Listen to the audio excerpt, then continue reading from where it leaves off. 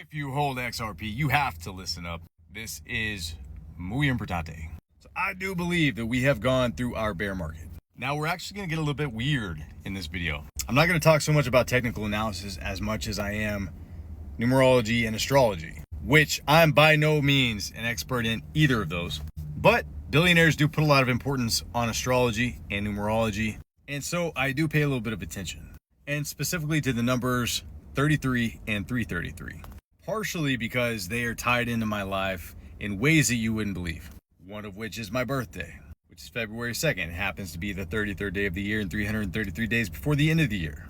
My last name calculates to 33 in simple gematria, and that's just a fraction of it. Now, I'm not Masonic, although I am aware of the ties to Freemasonry and that number, but it's also very biblical. Now, I've been pointing out over the past few weeks this blood moon that we got coming up on March 3rd, which happens to be 3-3. March is the third month, and it's the third day. Now, this blood moon on 3-3 happens to be the third of its series, and there happens to have been 3 series of 3 blood moons.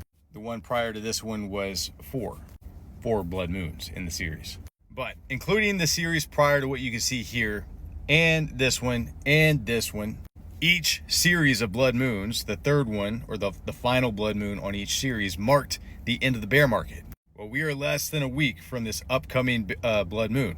I personally believe, I feel, that this is the end of this bear market that we've been experiencing. Now, I've been very clear, this doesn't mean that we just go up. This could mean sideways action for a while. It might get very boring.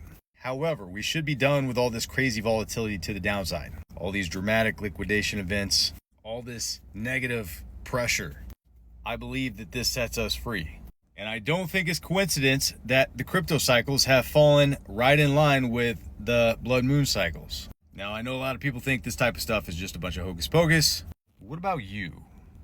Do you think this is crazy? And what do you think happens next? Because by the way, we don't have another blood moon cycle or series until late 2028, almost 2029.